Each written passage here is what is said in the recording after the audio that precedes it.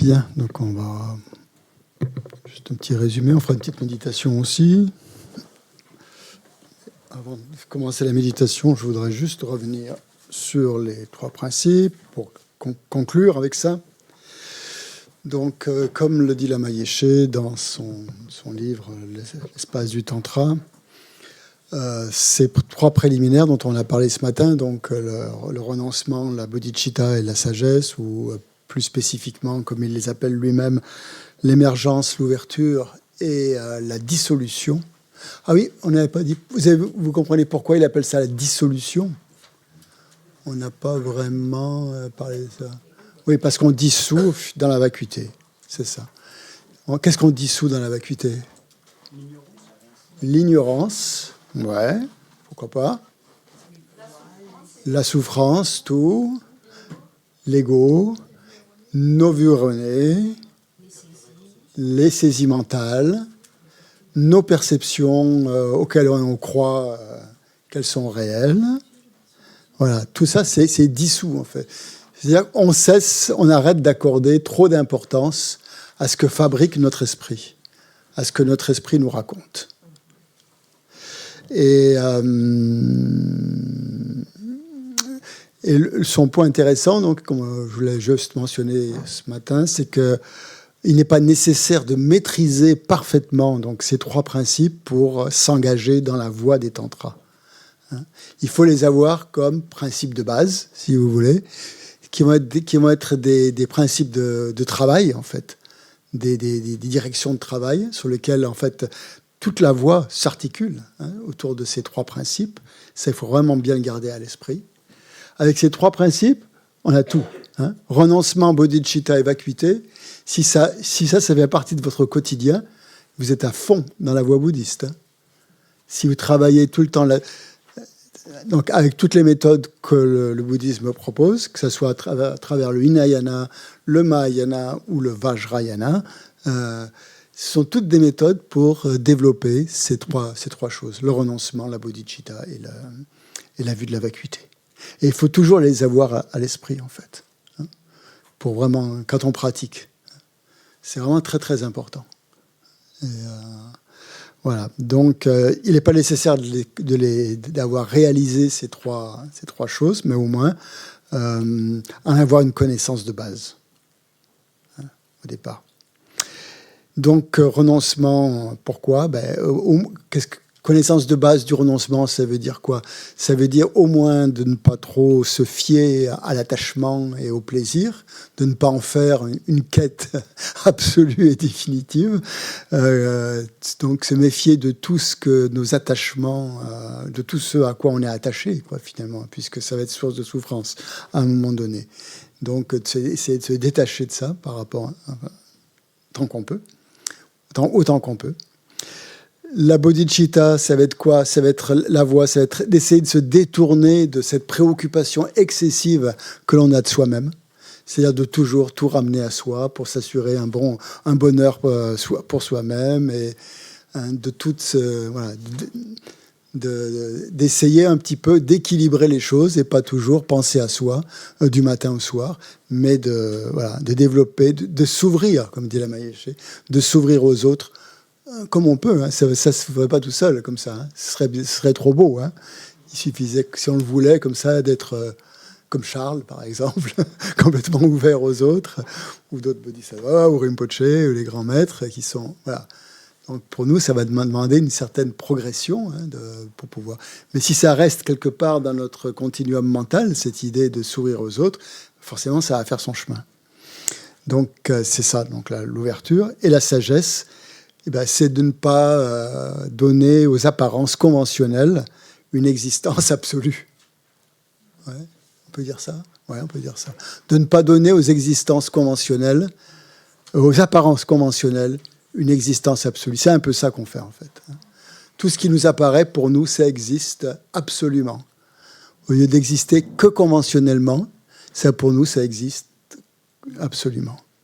Donc c'est ça qu'il nous faut aussi remettre en doute, c'est-à-dire que tout ce qu'on perçoit n'est pas forcément vrai, n'est pas forcément réel, au sens, Faut pas leur donner une vérité absolue. Ce sont que les apparences conventionnelles. Elles sont vraies pour nous, elles sont vraies pour notre esprit, mais elles ne sont pas forcément vraies d'une manière absolue. C'est ça que je veux dire par ne pas donner aux apparences conventionnelles une existence absolue. Et les enseignements nous disent un peu comme travail de voir toutes ces apparences un peu comme des images oniriques, c'est-à-dire ce qui nous apparaît dans un rêve. C'est un bon outil de travail, le rêve. Voilà. Pourquoi c'est un bon outil de travail, le rêve? Pourquoi est-ce qu'on nous dit de voir toutes ces apparences comme des images oniriques, comme des perceptions en rêve? Pourquoi? Le micro? Je vais vous faire participer un peu là aujourd'hui. On sait que c'est pas réel. On sait que c'est pas réel. Comment ça, on sait que c'est pas réel? Quand est-ce qu'on sait que c'est pas réel? Quand on se réveille. Quand on se réveille. Mais quand on dort? On est en plein dedans. On est en plein dedans, donc c'est réel. Oui, tout à fait. Donc pour l'esprit du rêveur... Oui, pour l'esprit du rêveur, on est dans la permanence, on est dans... Tout ce qui apparaît à son esprit est réel. Hein? Une fois qu'on est réveillé, justement, une fois qu'on est réveillé, on sait qu'on a rêvé et on sait que et donc, voilà. on relativise complètement ce qui nous est apparu à ce moment-là, comme réel. Alors que ça nous est apparu comme vraiment réel. Voilà. Donc ça veut dire que notre esprit est assez souple quand même. Il est capable de passer il passe d'un état. Il y a plusieurs états mentaux. Et dans ces états mentaux, toutes les apparences qui nous apparaissent dans ces états mentaux, toutes les perceptions que l'on a dans ces états mentaux, nous paraissent réelles, alors qu'elles ne le sont pas vraiment si on change de plan mental. Donc, des choses qui nous apparaissaient réelles peut-être il y a plusieurs années, si on n'est plus dans cet état d'esprit maintenant, elles nous paraissent complètement farfelues, hein, parce qu'on n'est plus dans cette vision des choses, notre vision des choses a changé, autrement dit. Et c'est pareil, donc le rêve, c'est un bon exemple. Donc l'expérience du rêve, on fait tous des rêves, hein, on rêve tous. Et donc notre esprit il est capable de passer dans différents états, hein, d'un état grossier où toutes nos consciences sensorielles fonctionnent, à un état où les consciences sensorielles ne fonctionnent plus. Qu'est-ce qui fonctionne à ce moment-là? Si les consciences sensorielles ne fonctionnent plus, juste la conscience mentale. Est-ce que ça veut dire que les consciences sensorielles ne fonctionnent plus du tout? Non. Si elles ne fonctionnaient plus du tout, qu'est-ce qui se passerait? On serait mort? Ah non, s'il y a la conscience mentale, on ne serait pas mort. On serait dans une espèce de coma, ouais. C'est-à-dire que même un bruit très fort, le réveil, par exemple, le matin, ne pourrait pas nous réveiller, parce qu'on n'entendrait pas, hein, si les consciences auditives étaient complètement éteintes. Donc ça veut dire qu'il y a quand même quelque chose qui continue à fonctionner, ou même au niveau sensoriel. Hein, mais c'est un peu végétatif, en sommeil, quoi, on va dire. Oui. Ça s'est un peu rétracté, quoi. Et donc, qu'est-ce que je voulais dire? Enfin bref, donc notre esprit donc, est capable de se fermer à certains types de conscience, hein, grossières, pour devenir plus subtil. Et à ce moment-là, les apparences, ce qui nous apparaît à notre esprit est très différent. Hein. Et ça, dans les tantras, ça va être aussi un principe intéressant, c'est-à-dire que si on change de plan de conscience, grâce à la méditation, par exemple, hein, si on travaille sur peut-être des dissolutions, comme au moment où on s'endort, en fait, c'est un peu ça qui se passe, il y a des dissolutions. Hein. Et si nos consciences grossières deviennent plus subtiles, automatiquement, on va avoir des perceptions différentes. Alors après, est-ce que ces perceptions vont être réelles? Pas plus ni moins que ce qui se passe à l'état de veille, hein. Pas plus ni moins. Hein. Donc le rêve est un bon exemple justement pour nous montrer que des choses nous paraissent réelles pendant le rêve, mais elles ne sont vraies que pour l'esprit qui les perçoit à ce moment-là. Elles ne le sont plus lorsque nous ne rêvons pas. Donc d'où viennent ces perceptions oniriques? Pourquoi est-ce que ces images oniriques nous apparaissent-elles? Ouais, d'accord. Pourquoi ces constructions mentales alors apparaissent-elles? Pourquoi ces images, ces constructions, appelez-les comme vous voulez, c'est vraiment des images. On voit des choses. On ne les voit pas avec nos yeux, puisqu'on dort. On les voit avec notre esprit. Hein, il y a des images, des apparences. Quelque chose apparaît à notre esprit. Notre esprit n'est pas complètement endormi, enfin végétatif, quoi. Il y a des choses qui apparaissent. Ah, mais ça dépend du karma. Alors, vous prenez le micro.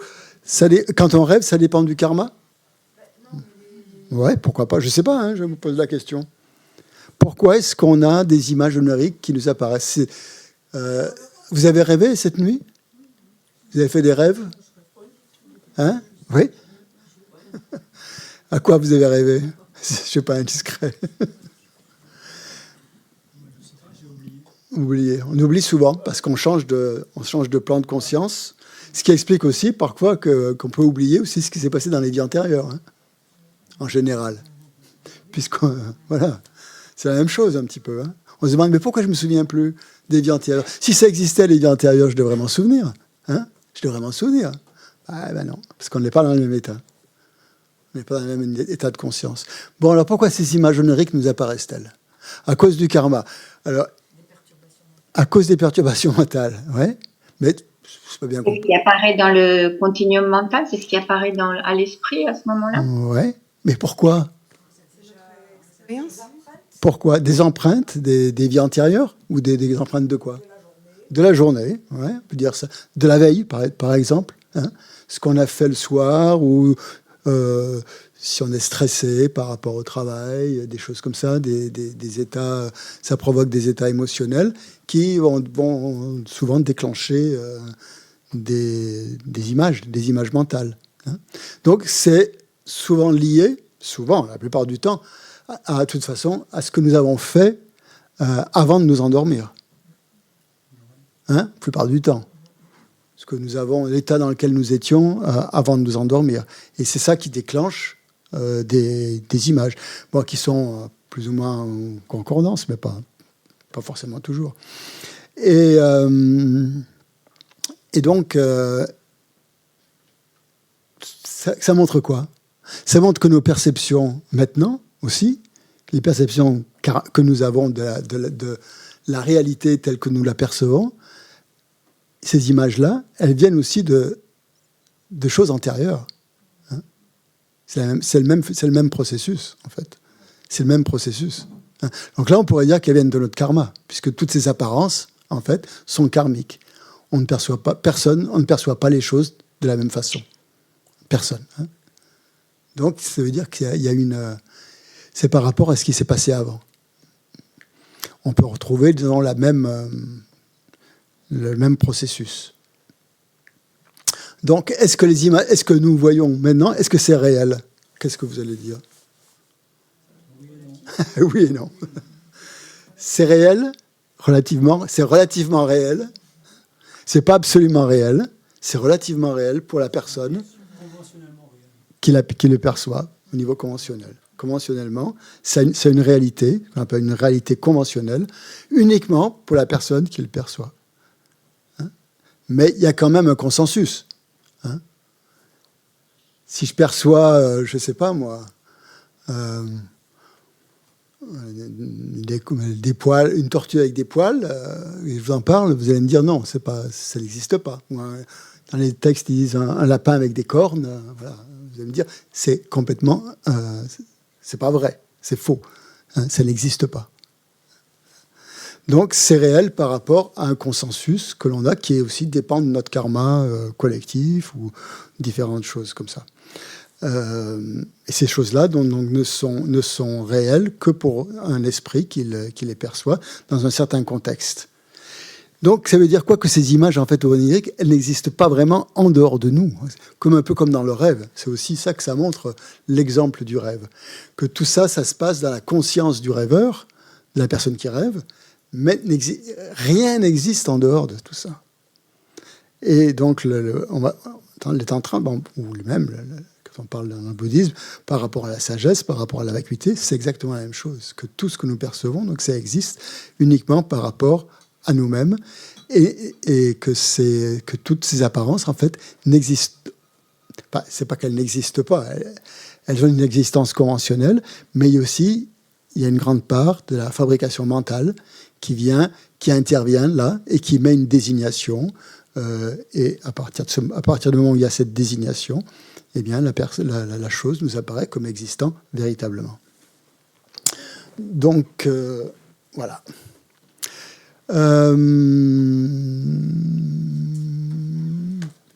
Le rêve lucide, vous connaissez ça?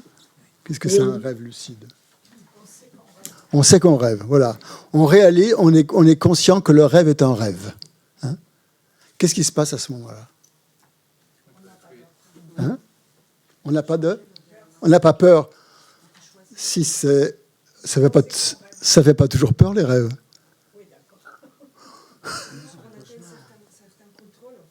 On a un contrôle. C'est ça. On peut exercer un contrôle sur le rêve à ce moment-là. On est capable de voir que cette image mentale qui nous apparaît est un rêve, est une image numérique, et on peut même modifier ces images mentales pour faire plein de choses avec. On peut voler, on peut aller dans les terres pures, on peut décider de ne pas croire, de ne pas réagir à cette image mentale. Comme tu disais, une image mentale, ça peut nous faire peur, dans certains cas, ou au contraire, ça peut nous exciter. Dans d'autres cas, ça dépend de ce qu'on perçoit. Et parfois, c'est la même image qui peut de temps en temps qui peut se transformer. Et j'ai une mouche là, merci. Je ne pense pas que ce soit une apparence onirique, mais bon. Donc, c'est exactement la même chose qui se passe à l'état quand on est dans l'état de veille, comme on dit. On a des images mentales et on peut aussi transformer ces images mentales. On n'est pas obligé de les voir exactement de la manière dont notre karma nous imposerait une certaine vision. On peut transformer aussi cette vision. Je suis clair, hein? C'est-à-dire que même ces apparences, et c'est ça, c'est comme ça qu'on nous dit d'utiliser l'exemple du rêve en voyant que ces perceptions s'apparentent à des images oniriques et que finalement on n'est pas obligé d'y croire. Et puis on peut même les transformer à partir du moment où on est conscient que ce sont de simples apparences qui sont dictées, qui sont plus ou moins commandées par notre esprit. Et il suffit de changer d'état d'esprit pour pouvoir changer ces apparences.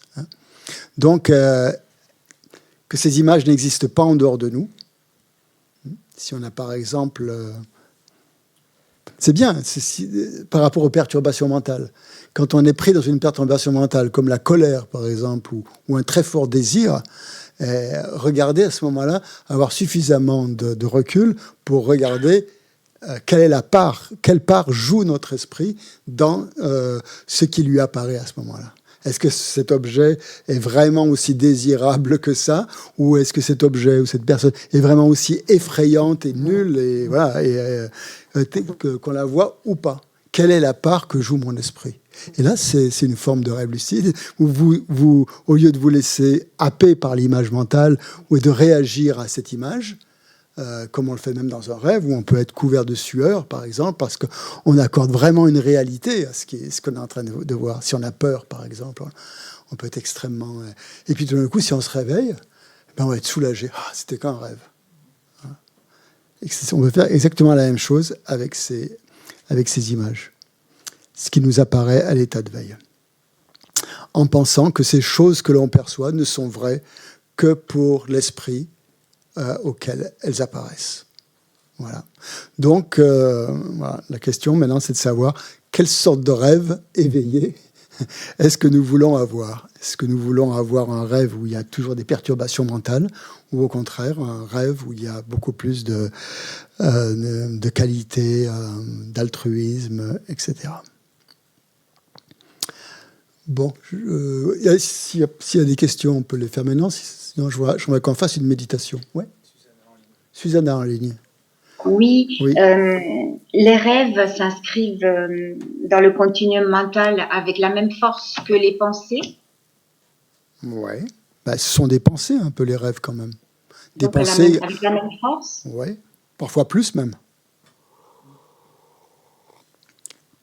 Oui, je pense, oui.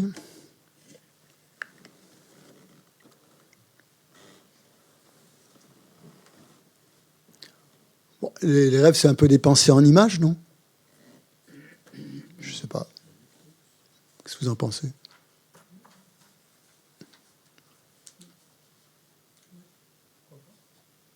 Je sais pas. Oui. Je sais pas trop quoi vous dire. Merci.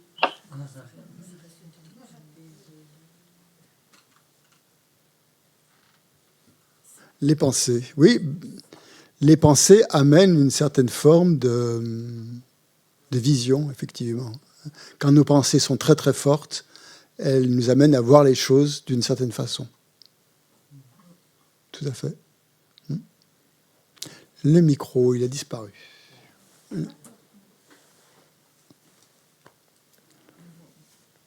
Ça peut rester une production mentale, mais plus ou moins consciente. Pas, voilà, qui peut être de l'ordre du subconscient ou inconscient, mais une production mentale dont on n'a pas totalement, justement, dont on n'a pas la même maîtrise qu'à l'état de veille. Mais qui peut quand même Après, tout le monde n'a pas forcément la maîtrise de ses pensées. Hein. Oh, tout à fait. Mais le but du jeu, c'est ça. C'est quand même d'avoir la maîtrise de ses pensées. Ou au moins, en tout cas, de les voir. La production mentale à l'état de sommeil est encore moins maîtrisée qu'à l'état de... Ça dépend. Si on pratique justement ce rêve lucide, on peut arriver à maîtriser ces images mentales. C'est un entraînement. Hein. Juste un entraînement. L'esprit est capable de s'entraîner justement à ça. Ok, c'est bon? Pas d'autre chose? Bon, allez, on va faire une méditation justement, qui va nous amener progressivement à la pratique des tantras. Dans les tantras, justement, on va créer un monde imaginaire, réel ou pas, j'en sais rien. Après, tout dépend si on y croit ou si on n'y croit pas. Mais plus on y croit, mieux c'est quand même. Hein. Donc c'est le même processus. Le tantra, c'est un moyen, un véhicule qui va utiliser en fait toutes les ressources en fait de notre esprit et même les travers de notre esprit pour les amener sur la voie. Hein. C'est ça qui est assez intéressant avec le tantra. C'est vraiment une pratique où notre esprit, où toutes les couches de notre esprit sont utilisées, on peut dire. Bon, je l'ai une méditation sur mon iPad. Voilà. Donc vous prenez une posture, vous concentrez sur la respiration pendant quelques instants pour essayer justement de rentrer dans un état de plus serein, plus calme, où justement on est plus à même de voir ce qui se passe dans notre esprit et de contrôler toutes ces choses-là.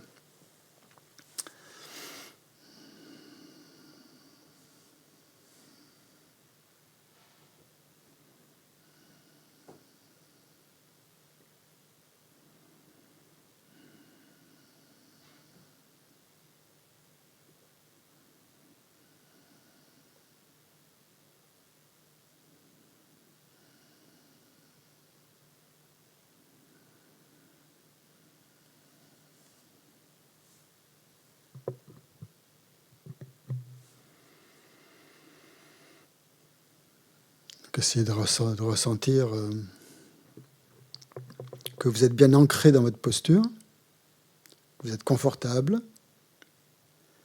Laissez passer toutes les tensions, relâchez-les avec la respiration, par exemple.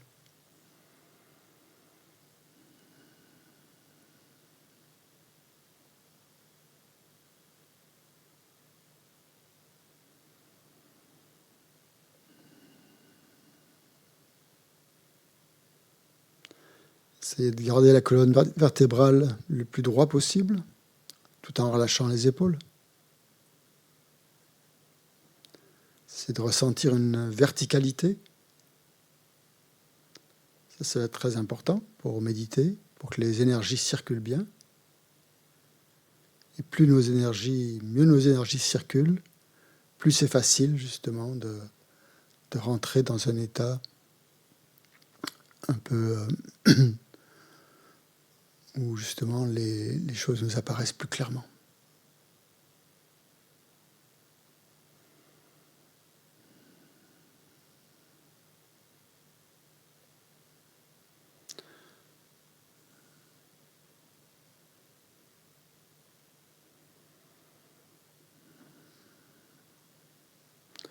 Ressentez bien le souffle qui entre en vous, qui sort par vos narines.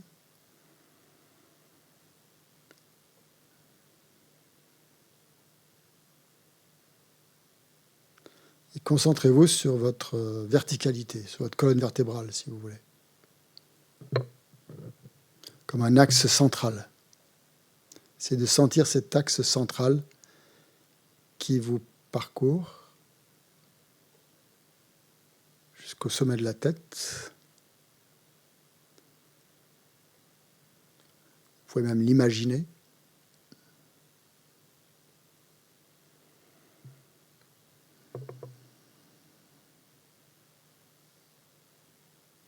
Et pour le ressentir, on va même prendre une image. On va imaginer que l'on est comme un arbre immense,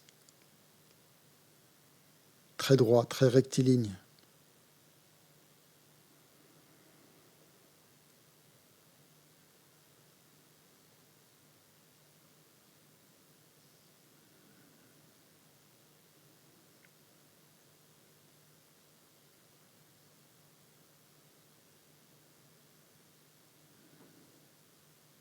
Et ressentez que cet arbre, il est vraiment bien enraciné dans la terre.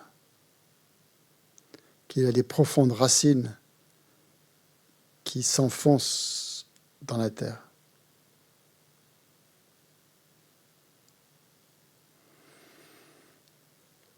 Et en même temps, essayez de ressentir aussi qu'à l'autre extrémité,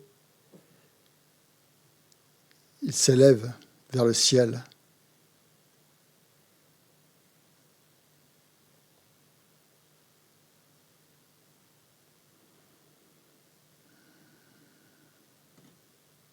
Très droit. Donc à la fois très enraciné et très droit. Très alerte aussi.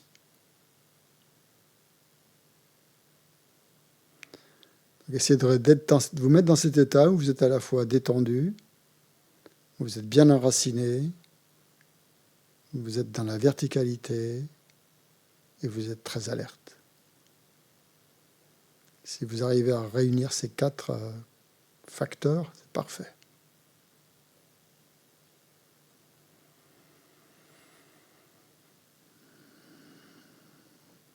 Maintenant, prenez des respirations profondes. Inspiration. Et expiration par les narines, pas par la bouche. Imaginez que ces respirations vous nettoient complètement.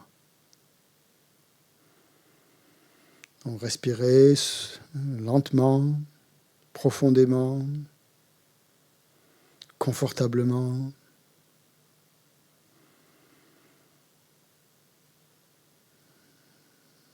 En ressentant l'air qui rentre dans vos narines, qui descend jusqu'à la base de votre colonne vertébrale. Lorsqu'il est en bas, vous le retenez un peu, cet air, ce souffle, légèrement, en contractant le sphincter, puis vous relâchez quand ça devient inconfortable. Vous expirez lentement l'air qui sort par vos narines et qui va se perdre dans l'espace. Faites ça plusieurs fois. Inspiration, rétention, contraction et relâchement. Sans forcer.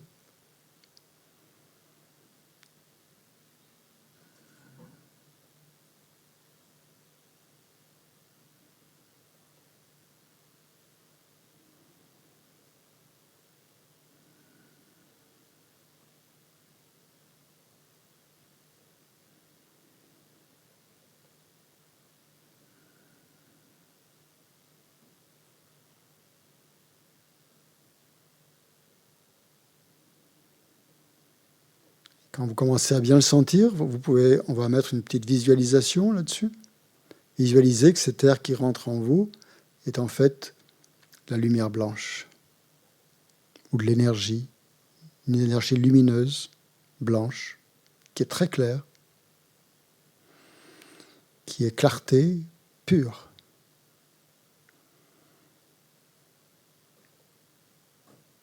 Et qui est aussi compassion, qui a toutes les qualités de l'éveil.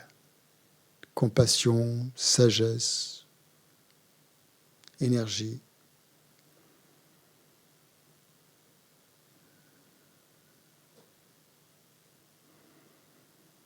Et que cette énergie va au plus profond de vous,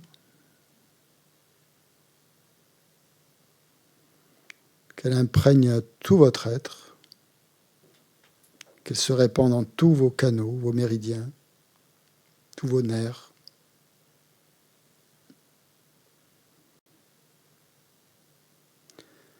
Qu'elle dénoue tous les nœuds qu'elle rencontre, tous les blocages, toutes les sensations de blocage ou de limite, de frein qu'on peut avoir.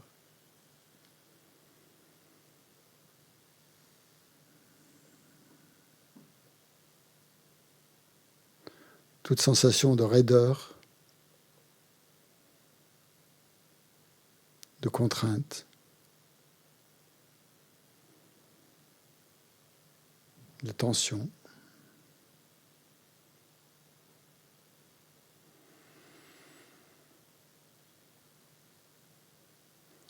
Cette énergie blanche, pure, élimine aussi toute forme d'endormissement, de torpeur,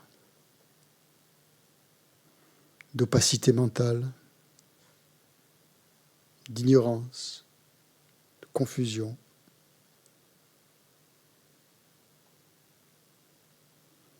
Toute empreinte de colère, de jalousie, d'attachement.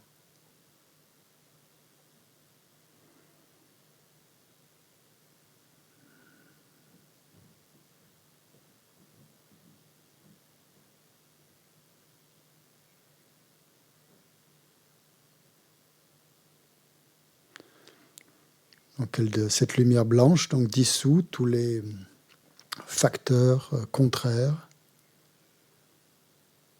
à la méditation, tout ce qui pourrait interférer avec ce flot d'énergie.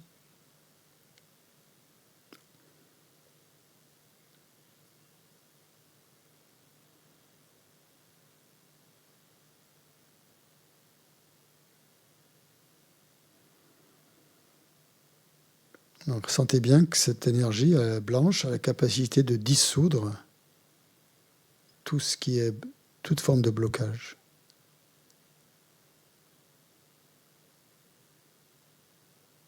Toute interférence.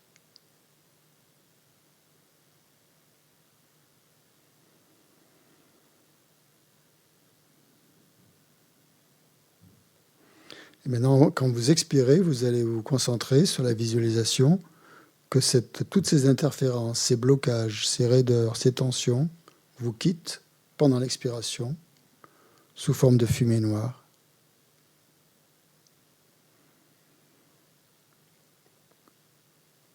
Et vous expirez donc lentement toute cette pollution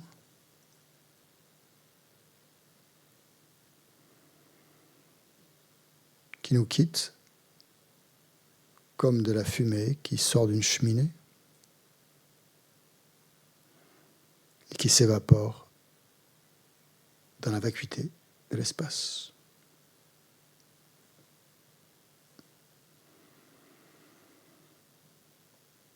Donc vous faites ce mouvement d'inspire-expire sans forcer, inspiration de la lumière blanche, expiration de la fumée noire, en ressentant combien vous vous sentez plus léger, plus clair à chaque respiration.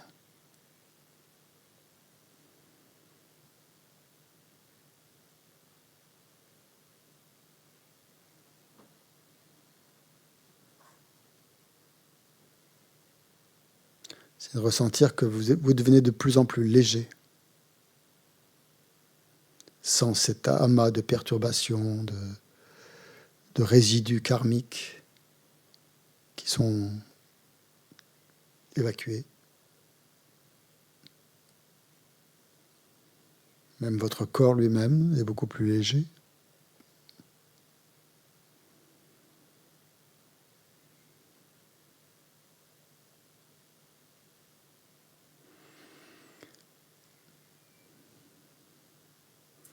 C'est de sentir que votre corps, qui est d'habitude si lourd, se transforme et devient de plus en plus léger, comme s'il se transformait d'un objet physique grossier à un corps de lumière, très spacieux.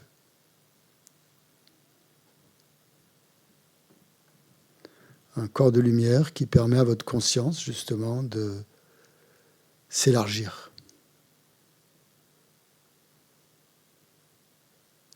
C'est de rester dans ce corps de lumière vide et large et clair.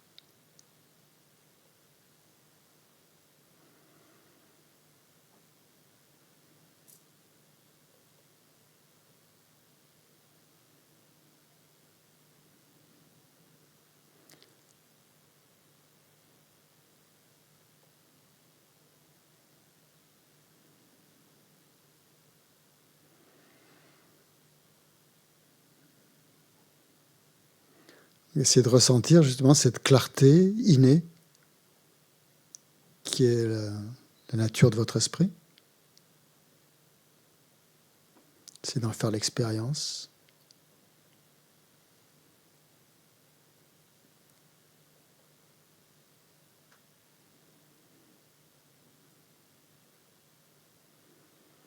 Donc là, vous ne vous concentrez plus sur la respiration, vous lâchez la respiration, vous en occupez plus, et vous restez simplement dans cet état de clarté, de luminosité intérieure, de légèreté.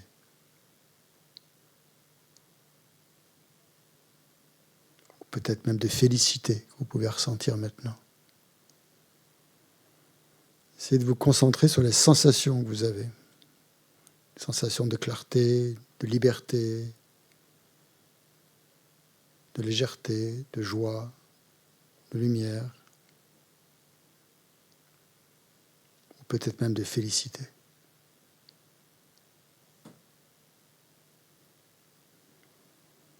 Sans mettre de moi, de je ou quoi que ce soit.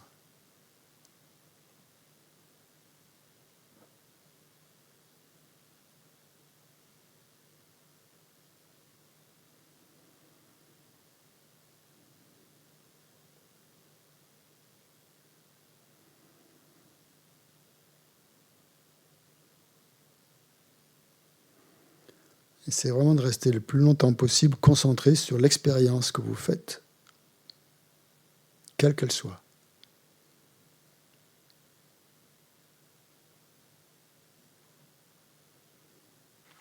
Donc c'est une expérience mentale.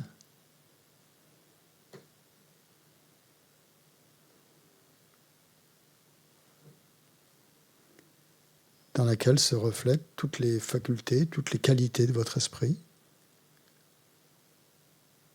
Et les qualités de l'esprit d'un Bouddha aussi.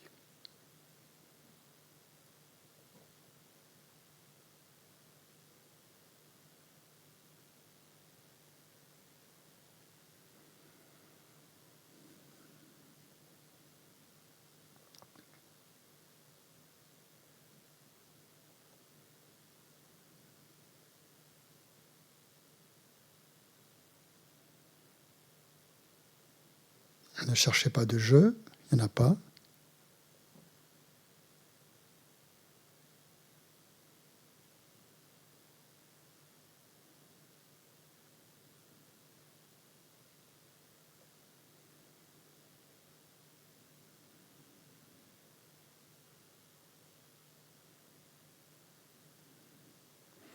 Maintenant, laissez sortir cette lumière, cette clarté, cette limpidité en dehors de vous et visualisez qu'elle se répand dans le monde entier, en commençant par le lieu où nous sommes et qu'elle se répand autour de l'Institut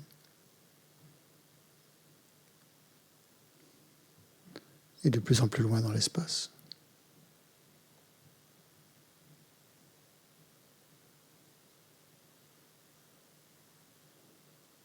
jusqu'à ce que vous sentiez que vous êtes complètement connecté à l'énergie pure et lumineuse de l'univers, de votre nature de Bouddha, de la bouddhéité.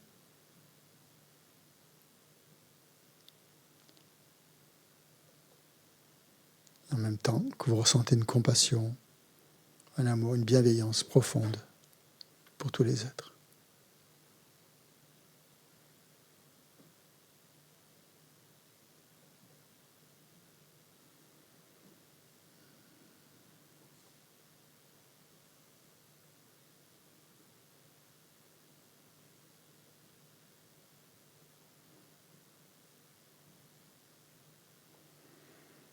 Puis quand vous avez fait cette expérience, vous ramenez tout ça, cette lumière, vous la ramenez dans votre cœur, vous revenez là où vous êtes, assis sur le coussin,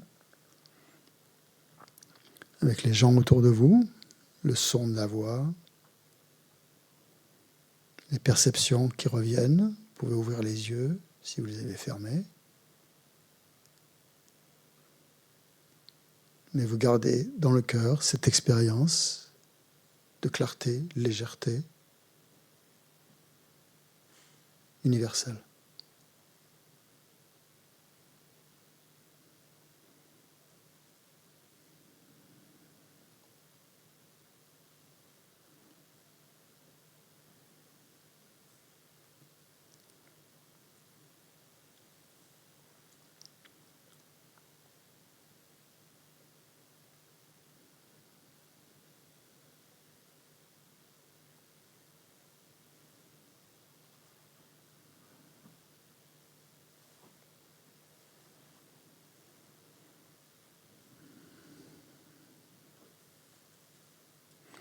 On termine cette méditation donc en pensant, en imaginant que cette énergie de compassion, d'amour, de clarté, donc est revenue dans notre cœur, que c'est on peut l'identifier comme étant notre nature de Bouddha, et on la voit revenir comme des flocons de neige qui se dissolvent dans un lac.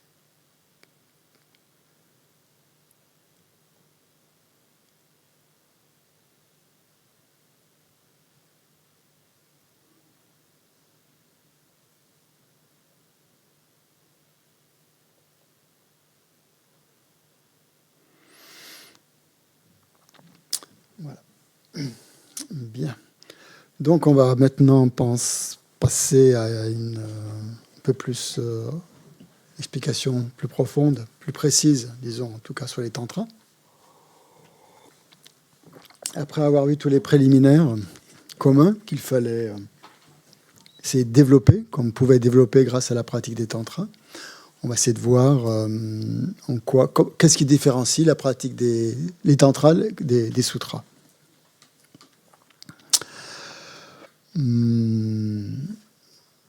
Donc, ce qu'on avait dit, oui, que tout ce matin, on avait dit que ça permettait, les tantras donc, étaient un véhicule. C'est un véhicule qui permettait d'atteindre l'éveil plus rapidement que les sutras. Parce que, justement, il avait des méthodes des méthodes particulières qu'on ne trouve pas dans les sutras, notamment, justement, des méthodes comme celle qu'on vient de faire dans cette méditation, qui est très, très, très légère par rapport à ce qu'on peut faire, mais où on entre dans un état où, avec notre esprit, on fabrique des images mentales qui sont conformes au principe bouddhiste de l'éveil, justement, et de la nature de notre esprit.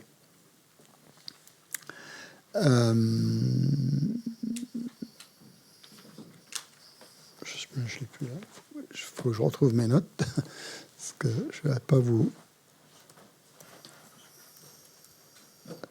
Voilà. Donc,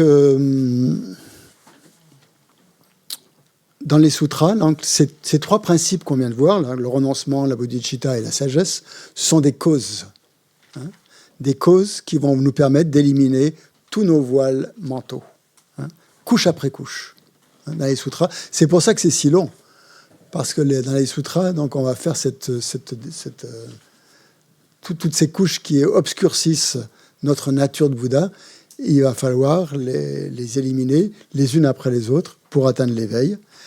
Et pour cela, on doit y consacrer de nombreuses vies en appliquant uniquement les méthodes des sutras. C'est pour ça qu'on appelle le véhicule des sutras un véhicule causal, hein, par opposition au véhicule des tantras qu'on appelle un véhicule résultant. Bon, qu'est-ce que ça veut dire? Véhicule causal et véhicule résultant. Véhicule causal, pourquoi les sutras, c'est un véhicule causal? Parce qu'on essaye de réunir toutes les causes, aussi nombreuses soient-elles, pour pouvoir atteindre l'éveil. L'éveil ne s'atteint pas sans cause, hein. Il faut réunir toutes les causes pour pouvoir atteindre l'éveil. Et ces 3 principes, donc, c'est une manière un peu schématique, un peu résumée, pour résumer toutes ces causes-là. Donc, il va falloir créer des causes en vue d'atteindre un résultat futur. Donc, on est au présent. Au présent, qu'est-ce qu'on fait? Donc, avec les sutras, on crée des causes positives qui, au bout d'un certain nombre de vies, vont faire que l'on va atteindre l'éveil. Et on va mettre ces causes les unes après les autres pour essayer de toutes les réunir. Et on n'atteindra l'éveil que lorsque toutes ces causes seront réunies. C'est pour ça que ça prend énormément de temps, pour réunir toutes ces causes. Donc, il va falloir développer des causes extrêmement positives, faire des pratiques pendant longtemps pour pouvoir développer plus d'amour, plus de compassion, plus de dévotion, plus de foi, etc., pour que finalement, on atteigne ce résultat qu'est l'éveil. Le tantra fonctionne différemment. On l'appelle un véhicule résultant parce que, bien sûr, il faut réunir ces causes, mais ces causes, on va les réunir beaucoup plus rapidement en se projetant dans le résultat. C'est-à-dire, au lieu d'en rester au niveau de la cause immédiate, on va imaginer, en fait, que l'on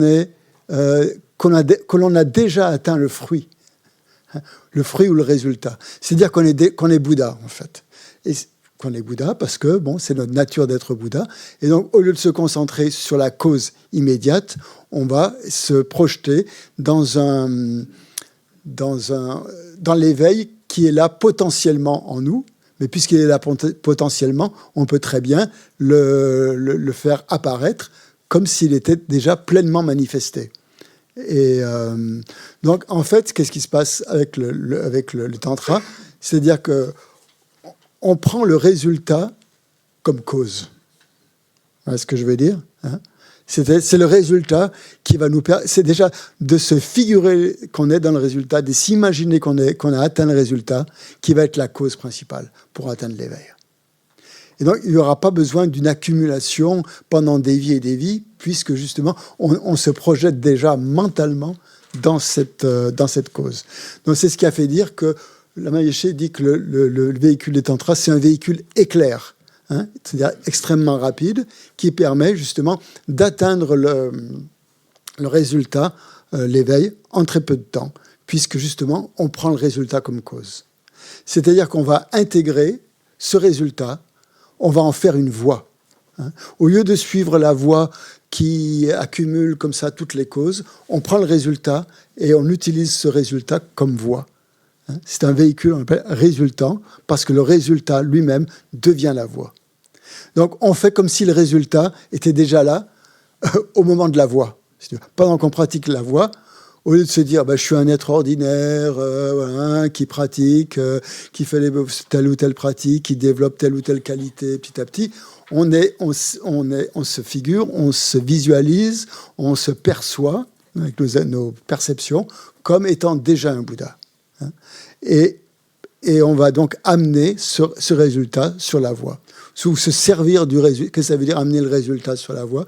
Ça veut dire de se servir de ce résultat comme voie. Donc, en utilisant des méthodes qui vont en fait, surtout, l'obstacle principal dans la pratique des tantras, c'est d'avoir une vision ordinaire de nous-mêmes. C'est le principal obstacle à la pratique. Tant qu'on garde une vision ordinaire de soi-même, finalement, ça n'avance pas, on pourrait dire. Et Donc, il va falloir... Les méthodes des tantras sont faites pour justement dépasser cette vision ordinaire que l'on a de nous-mêmes, pour nous projeter dans cette vision de nous-mêmes en étant Bouddha. Comme si notre nature de Bouddha était déjà actualisée. Vous voyez ce que je veux dire? Ça va? Hein? Donc, c'est pour ça qu'il y a toutes ces méthodes dans les tantras de visualisation pour pouvoir, le plus possible, s'identifier. Hein? C'est une question d'identification, en fait. Notre esprit, il est toujours en train de s'identifier. On est toujours en train de s'identifier à un moi-je, à un moi, à quelque chose voilà, qui nous arrive pas, à se comparer aux autres, celui-là est plus que moi, moins bien que l'un, et toujours, à partir du moment où on se lève, on est toujours dans un rapport au moi, en fait. Hein. On est toujours dans ce rapport au moi. Donc, si on a une vision ordinaire, très, un peu minable du moi, qu'on ne s'aime pas, ou je sais pas, ou qu'on se trouve jamais suffisamment compétent, ou toujours un petit peu nul, on n'est jamais satisfait de ce que l'on fait, eh bien, on entretient finalement une vision ordinaire de soi-même qui est complètement contraire au fait d'avancer sur la voie, parce qu'on maintient cette perception ignorante, en fait, que l'on a de soi, en s'identifiant à une image de soi qui est assez pauvre. Et ça va être, dans la pratique des tantras, c'est la chose à éliminer. C'est la chose à éliminer, parce qu'en fait, cette ignorance, elle nous fait croire que ce moi existe. Et sur ce moi, qu'est-ce qu'on met sur ce moi? On va mettre des attributs, des attributions, des qualités ou des défauts qui sont complètement, comme vous l'avez très bien compris, qui sont complètement projetés par notre esprit, qui n'ont de réalité que celle que lui donne l'esprit à ce moment-là. Et comme vous le voyez, l'esprit, il est capable de se raconter tout un tas d'histoires. Il est capable de croire à ce qu'il projette, il est capable de croire à ses propres pensées, il est capable de croire à tout ce qu'il a envie de croire. La perspective des tantras, c'est justement d'arrêter ça. Et d'arrêter de se prendre pour quelqu'un qui a un très très petit potentiel, qui a une vie extrêmement mesquine, qui a très peu de possibilités, et au contraire de transcender ça avec une vision beaucoup plus vaste, beaucoup plus large, qui correspond plus à notre véritable nature. Et donc ces méditations comme celle qu'on vient de faire, qui permettent de toucher légèrement, alors on n'est pas rentré vraiment dans une absorption profonde, mais avec les tantras, c'est tout à fait possible de rentrer dans des états d'absorption où justement on est capable de se relier à cette nature de Bouddha, ou à la clarté de notre conscience, à la nature de notre esprit, à la luminosité de la nature d'esprit, qui nous font prendre conscience et confiance dans ce potentiel de Bouddha qui est en nous. Et à partir du moment où on touche de plus en plus cette réalité, qui n'est pas une réalité fictive, puisque dans la méditation, on peut en faire l'expérience, comme dans le rêve, hein, on peut avoir ces images que l'on crée mentalement et qui sont réelles à ce moment-là, et s'identifier à cette image de soi que l'on est en train de développer. Et qui, à ce moment-là, n'est pas dictée par des perturbations mentales, qui est une façon de se relier à nous-mêmes sur un autre plan. Donc c'est pour ça qu'on appelle ça le véhicule résultant, comme en fait comme un acteur en fait, comme si on était dans une répétition où chaque fois qu'on pratique les tantras avec un texte, une sadhana, comme on a vu, une sadhana, c'est une méthode de pratique qu'on suit avec différentes phases. Et c'est comme un scénario, en fait. C'est comme si on prenait un scénario, c'est comme si on était un acteur, et on se projette dans ce rôle, qui n'est pas un rôle complètement farfelu, puisque ça correspond à notre nature, et on s'identifie de plus en plus à ce personnage qui n'est autre que nous-mêmes, en fait. Et donc, on pourrait pousser assez loin cette analogie de l'acteur de cinéma qui, par exemple, avant de jouer un rôle, il va apprendre, il est allé à l'école, une école de dramaturgie, il a appris toutes les techniques pour jouer, pour être un bon acteur de cinéma ou de théâtre, peu importe, et qui connaît toutes les ficelles du métier, mais qui a réuni comme ça toutes les causes, qui a fait un long apprentissage pendant plusieurs années pour apprendre toutes les ficelles du métier, toutes les techniques du théâtre ou du cinéma pour se mettre, pour bien jouer, quoi, pour être un bon acteur. qui est allé à l'école et qui a suivi les cours, etc. Mais ça, c'est comme l'acteur qui aurait réuni en fait toutes ces causes, toute cette méthodologie qu'on apprend dans les écoles de théâtre. Mais il ne sera vraiment bon et performant que lorsqu'il aura vraiment intégré le personnage, lorsqu'il sera vraiment devenu le personnage, par son imagination. Et là, il ne va pas simplement se contenter de prendre certaines techniques qu'il a apprises à l'école, mais il va vraiment se figurer comment est le personnage et se mettre dans la peau du personnage. C'est-à-dire, dans le cas d'un acteur de théâtre qui veut jouer un rôle, il va se mettre dans le rôle du personnage avec ses défauts et ses qualités, comme si ses défauts et ses qualités lui appartenaient. Comme s'il était lui-même. Il va arrêter la dualité entre l'acteur et le personnage, pour que l'acteur et le personnage ne fassent qu'un. Et à ce moment-là, il pourra vraiment être le personnage et sa performance sera beaucoup plus intéressante.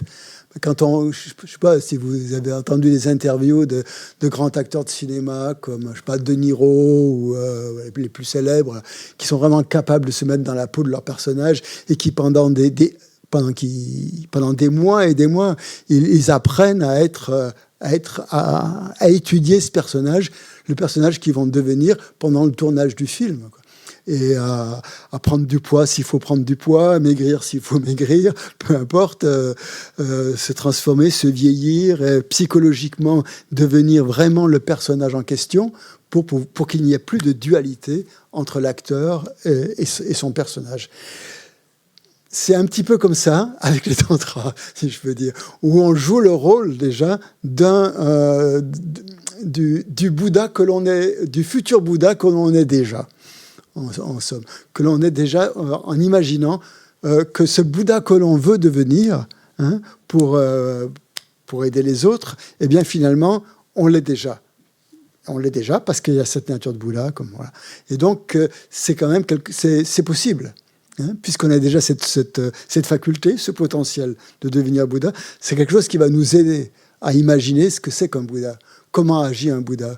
Et donc, toutes ces méditations, les méditations des tantras, ne sont ni plus ni moins que des méthodes pour se rapprocher le plus de l'éveil en se fondant complètement avec le personnage, c'est-à-dire la déité en question. Donc, si vous faites une méditation sur Chenrezig, eh bien, vous allez, au cours de votre sadhana, au cours de votre pratique, vous allez suivre les différentes étapes du scénario, comme on va dire, on peut l'appeler comme ça, qui vont vous permettre d'entrer le plus possible dans la peau de la déité ou du personnage, comme vous voulez, en question, et de gommer petit à petit cette dualité qu'il y a entre vous et la déité, et faire apparaître la déité. La déité, elle n'est pas extérieure à vous, c'est pas quelque chose vers laquelle il faut aller qui n'est pas encore là. La déité, d'après les tantras, elle est déjà là. C'est pour ça que c'est le véhicule résultant.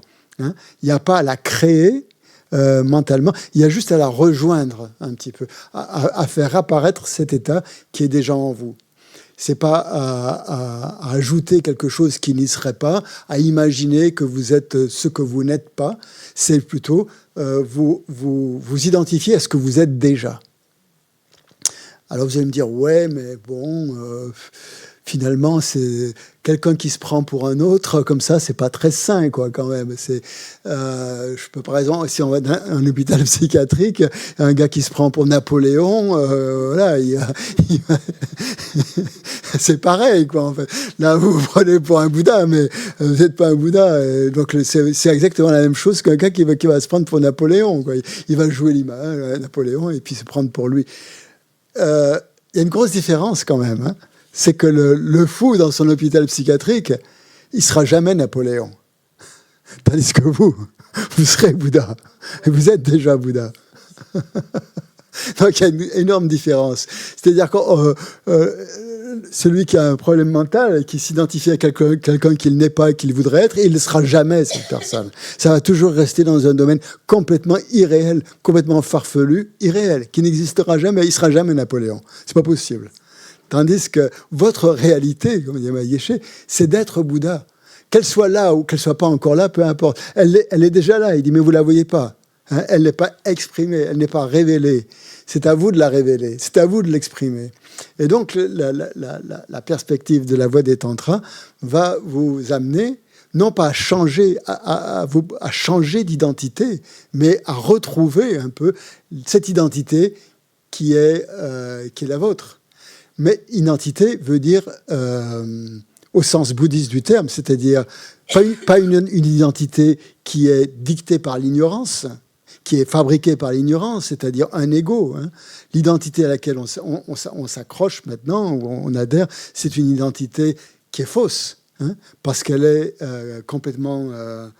elle est fabriquée par l'ego. Tandis que l'identité d'être un Bouddha n'est pas c'est une identité qui fait tomber l'ego.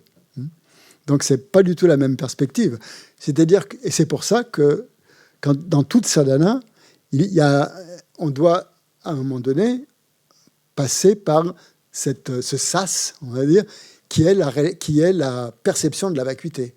On ne peut pas devenir partir de son état ordinaire, entre guillemets, et puis tout d'un coup se dire « je suis Bouddha ». Il faut passer par cet état intermédiaire où l'on doit faire fondre, comme dit Lama Yeshe, dissoudre cette fausse identité que l'on a de soi-même, cette identité égotique, cette identité erronée, cet attachement à un jeu, à un moi fabriqué mentalement, qui est introuvable, la dissoudre, pour pouvoir apparaître sous une forme divine qui est vraiment notre véritable identité.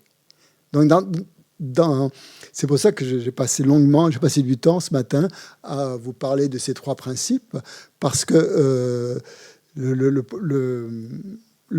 principe essentiel de la méditation dans les tantras, c'est justement d'avoir compris, au moins, pas réalisé, hein, mais au moins compris la vacuité.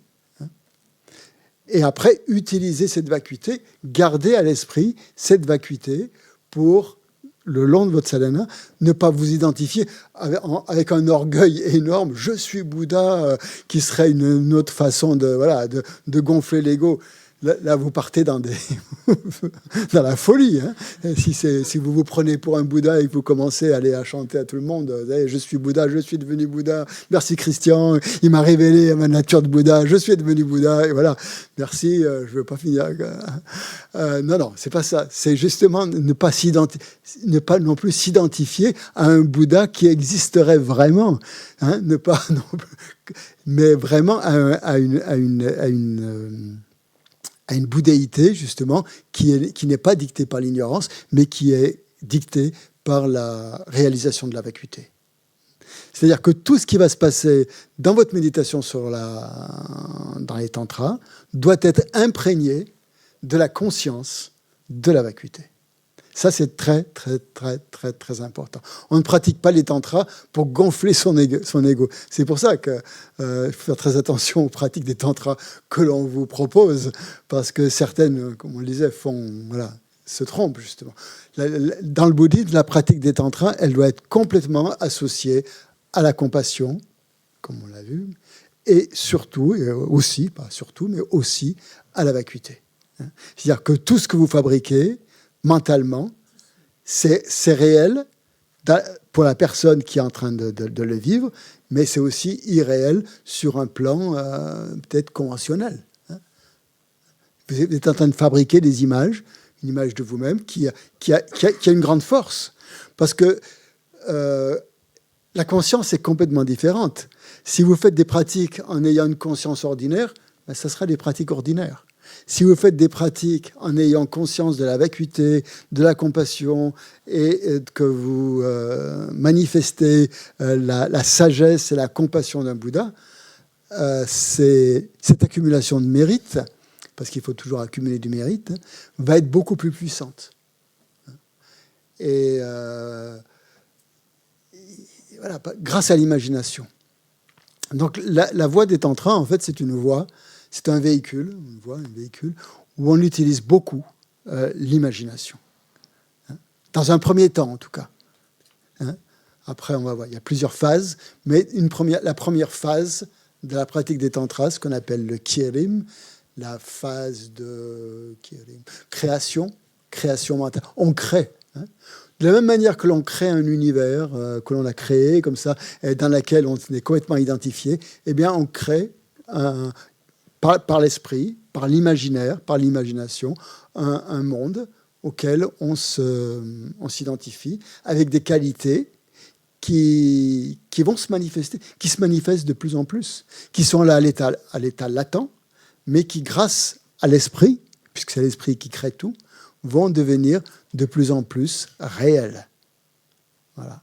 Jusqu'à ce qu'elles s'expriment de manière tout à fait normale, j'allais dire même banale, dans la vie de tous les jours, avec cette compassion qui est la base de la voie et qui est aussi qui est le chemin et qui est aussi le fruit.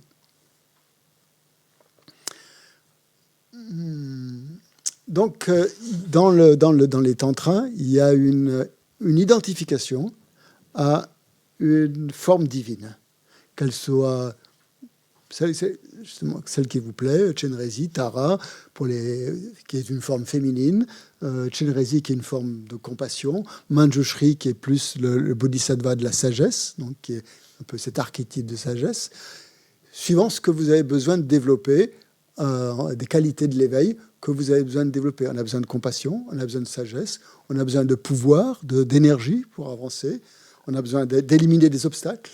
Donc toutes ces déités, tout ce monde divin est là en quelque sorte pour ça. Est-ce que c'est extérieur à nous? Pas vraiment. C'est quelque chose qui est là, qui dépend uniquement de notre esprit. Est-ce qu'il y a Chenrezig à l'extérieur de nous? Est-ce qu'il y a un Chenrezig à l'extérieur de nous? D'après le bouddhisme, il n'y a pas de créateur divin, il n'y a pas de Dieu. C'est pour ça que dans le bouddhisme, on voit toutes ces divinités, toutes ces déités. Ah non, on se dit, mais les bouddhistes, je croyais qu'il n'y avait pas de Dieu dans le bouddhisme. Il y a plein de dieux, il y a plein de divinités, il y a plein de déités. Finalement, les bouddhistes, ils croient aussi en Dieu ou en des divinités. Mais le problème, c'est que ce n'est pas des divinités extérieures. Ouais. Il n'y a rien à l'extérieur. Hein. C'est toutes des divinités intérieures. Alors, l'extérieur, intérieur, au bout d'un moment, ça se confond. Hein. Puisque, justement, grâce à le karma qui est en train de se développer, de se transformer, on peut très bien faire apparaître des choses à l'extérieur avec des énergies intérieures. Bon, ça, c'est un haut niveau. Hein. On n'en est pas encore là. Mais c'est possible, hein, justement, quand on a gommé cette différence entre extérieur et extérieur. Donc, toutes ces divinités, toutes ces déités qu'on voit ne sont pas des déités forcément extérieures. Hein. Mais elles peuvent l'être, j'en sais rien. Moi, je ne sais pas. Mais en tout cas, intérieurement, le fait de se relier à elles fait qu'en nous, elles existent. Hein.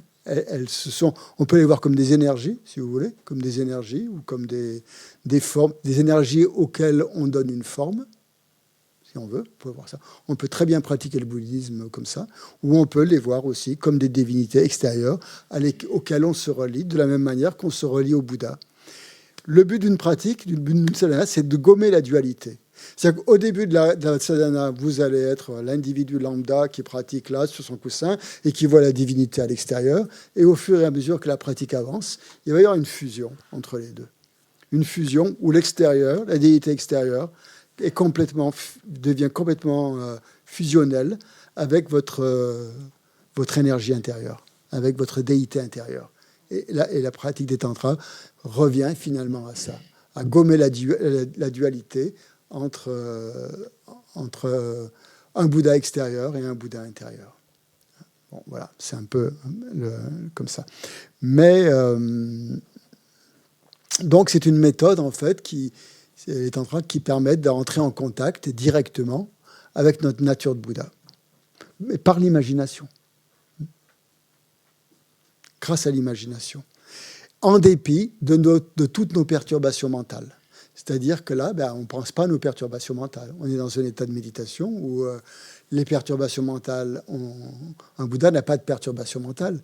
Donc on arrête de s'identifier à quelqu'un à ce qu'on pense être, c'est-à-dire quelqu'un de jaloux, quelqu'un de coléreux, quelqu'un d'avare, pour justement se projeter dans des qualités qui sont quand même en nous et qui ne sont pas encore développées.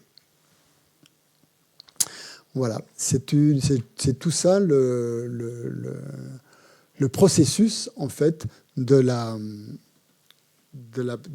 pratique des tantras, d'entrer en contact avec notre nature de Bouddha en dépit de nos perturbations mentales et de tous nos voiles et de toutes nos imperfections pour pouvoir justement les éliminer. Voilà. Est-ce qu'il y a des questions par rapport à ça? Je parle beaucoup, mais... Alors... Moi, j'ai une question, peut-être. Oui, vas-y. Si elle existe, est-ce que les tantras ont une place dans le Lamrim? C'est la fin du Lamrim. Ouais. Lamrim, ça veut dire voie progressive. Cette voie progressive, celle de Tsongkhapa en tout cas, parce il peut y avoir plusieurs voies progressives, elle amène à la pratique des tantras. On ne peut pas pratiquer les tantras quand on n'a pas avant appris tous les fondements en fait, des tantras. Sinon, ça serait dangereux, tu vois. Il pourrait y avoir des dérives, là. On pourrait vraiment... si on n'a pas compris la vacuité. C'est pour ça qu'on a fait ces longs développements pendant 2 ans, si vous voulez, où l'on a parlé du renoncement, on a parlé de bodhicitta, on a parlé des 4 nobles vérités, pour que voilà, tout ça prenne forme et que... Vous n'êtes pas obligé, en plus de pratiquer les tantras. Hein. On peut très bien continuer à pratiquer la voie progressive, le lamrim et tout ça, sans entrer dans les tantras. Je ne suis pas en train de vous dire qu'il faut absolument que vous pratiquiez les tantras. Hein. Je ne suis surtout pas ça. Hein. C'est-à-dire c'est pour certains individus qui se sentent attirés par ce genre de pratique, qui en voient le bien fondé, et qui se sentent capables, parce que bon, ça leur parle. Mais si ça ne vous parle pas, vous n'êtes pas obligé d'accepter cette méthode. C'est une méthode différente, c'est tout. Vous pouvez très bien continuer dans le Lamrim, à faire les méditations du Lamrim qui vous sont proposées, et vous allez aussi avancer avec ces méditations du Lamrim. Hein, éliminer des couches et tout ça. Hein, c'est tout. Mais on n'est pas en aucun cas obligé de pratiquer les tantras. Mais dans la voie progressive de Tsongkhapa, cette voie progressive amène à la pratique des tantras. C'est un peu l'aboutissement, ouais. Mais tout, sans être obligé. Ce n'est pas un passage obligé. Mais pour atteindre, d'après l'Amrim de Tsongkhapa, pour atteindre l'éveil le plus rapidement possible, il est conseillé de pratiquer les tantras si ça correspond vraiment à notre motivation. Voilà. Est-ce qu'il y a d'autres pratiques que les visualisations dans le tantra? Oui. Par exemple, par rapport au maître et à la transmission, il n'y a pas quelque chose d'autre oui. Il y a plusieurs façons de voir ça, les tantras. J'en parlerai un peu plus. Peut-être ça va faire. On a encore 2 sessions au moins. Donc je vais parler un petit peu ça du rapport au maître, de l'initiation, les visualisations, c'est pas obligatoire, effectivement. Faut pas non plus, faut faire attention à ce qu'on entend par visualisation, parce qu'il y en a qui se disent voilà, mais moi je n'arriverai jamais, moi je vois rien du tout. On parle de visualisation, il faut qu'on voit des déités, mais moi je vois rien, je vois rien. Et j'ai l'impression de ne pas pouvoir pratiquer parce que voilà. Visualiser, ça ne veut pas forcément dire voir des formes extérieures, voir apparaître une déité, mais ça veut dire déjà avoir la possibilité de sentir peut-être la présence de la divinité ou de s'imaginer qu'elle est effectivement présente en face de nous ou présente au-dessus de notre tête, c'est tout. Sans la voir, il ne s'agit pas de voir avec les yeux, hein. Mais juste si je vous dis fermez les yeux maintenant et pensez à vos parents, vous allez les voir apparaître quelque part, ou pensez à votre famille, à vos enfants, ou à votre chambre, ou à votre appartement. Vous avez une vision, elle n'est pas forcément claire, vous ne voyez pas exactement où ça se trouve, mais plus ou moins quand même. Et plus on va se familiariser avec ça, avec ces images des tantras, plus elles vont apparaître clairement. Mais il ne faut pas forcer. Si ça apparaît pas, il ne faut pas se dire non, mais c'est pas pour moi. Voilà. Attention au terme visualisation. Je pense que imagination est plus important que visualisation. Parce que visualisation, on a l'impression qu'il faut voir avec les yeux. Alors que ce sont des images mentales. Donc c'est plus l'imagination, en fait, qui est importante ici. Et on a tous des images mentales, des représentations mentales. Comme on se représente, on peut se représenter ce qu'on veut. Hein. Il suffit d'y penser et on se le représente. Vous pensez à Avalokiteshvara, si vous connaissez bien comment est fait Avalokiteshvara, ok, vous pensez, vous fermez les yeux, Il a une forme, il a 4 bras, ou il a 2 bras, il a des bras comme ça, il tient un lotus là, puis voilà, c'est bon. Ah, c'est pas tout à fait ça, mais je sais pas moi. Ça dépend des gens. Ça dépend de vos capacités mentales et personnelles. Peut-être il y a des gens qui sont très artistes, qui ont une vision, qui aiment, qui font apparaître facilement les choses, ou pour qui les choses apparaissent très facilement. C'est peut-être plus facile pour eux de voir, mais il ne s'agit pas de voir. Il ne s'agit pas de voir avec les yeux. À ce moment-là, si vous voyez vraiment apparaître la divinité devant vous, c'est que vous êtes déjà bien avancé, comme la Tsongkhapa qui voyait Manjushri, lui apparaître, et qui avait des discussions avec Manjushri dans des visions, quoi. Bon, ça, c'est pas donné à tout le monde. C'est même très, très, très rare. Mais bon, si ça vous arrive, moi, je m'incline. C'est ça que je voulais vous demander. Les gens qui font l'initiation, c'est parce qu'ils ont une relation particulière avec ces divinités qui sont capables de leur parler, qui ont travaillé là-dessus, etc. Ça, c'est des contes de fées, ça. Ça, c'est dans les livres. Mais les yogis qui peuvent se déplacer, c'est pas du tout dans les livres, ça, quand même. Je sais pas, moi, j'en vois pas. J'en vois pas beaucoup qui se déplacent. Je sais pas. Il y a eu des témoignages, quand même, de gens qui ont des capacités comme ça. Vous y croyez? Je pense que c'est pas tellement... c'est pas une croyance... Je ne crois pas que ce soit une croyance. Je pense qu'il y a des gens qui une perception directe, une conscience très fine, très fine. Vous disiez vous-même, Christian, que certaines personnes ici sont clairvoyantes. Ça veut bien dire... moi? Non, oui. Certaines sont clairvoyantes. Oui. Qui est-ce qui est clairvoyant ici? Non, Geshe-la est clairvoyant. Je sais pas, moi. Demandez-lui. Vous allez voir ce qu'il vous répond. C'est à lui qu'il faut poser la question, pas à moi. Mais c'est vous qui l'avez dit. J'ai dit qu'il était clairvoyant. Oui, absolument. Ah bon. Qu'il avait des capacités que tout le monde n'a pas. Etc. Je pense qu'il nous écoute là. Il écoute souvent sur son iPad là. Geshe-la, vous êtes clairvoyant? Non, mais ça paraît possible dans la mesure où ils sont à un niveau tellement fin que nous la clairvoyance est pas tout à fait possible. Oui. Voilà. La clairvoyance et leurs pensées sont projetables dans l'espace. Enfin, voilà, il me semble. Et est-ce qu'ils le veulent? Est-ce qu'ils le veulent pas? Mais enfin, ils ont travaillé dans ce sens. Ouais. Et ils ont des comment dirais-je, des informations très fines que nous n'avons pas. Oui, on peut bien reconnaître ça quand même. Bien sûr. Voilà. Toutes ces questions de perception, effectivement. Il y a des perceptions extrasensorielles, etc. Bien sûr, tout à fait. Non, je plaisantais un petit peu, bien sûr. Bon. Christian, je voulais savoir un petit peu plus sur l'initiation. Si on peut parler oui, on en parlera. Ça va venir. On va parler de l'initiation. Ça va venir. Vous faites une petite pause, puis on parlera de l'initiation. Mais alors, pas plus de 10 minutes. Parce qu'il est déjà 4h20. Donc, on revient à 4h30.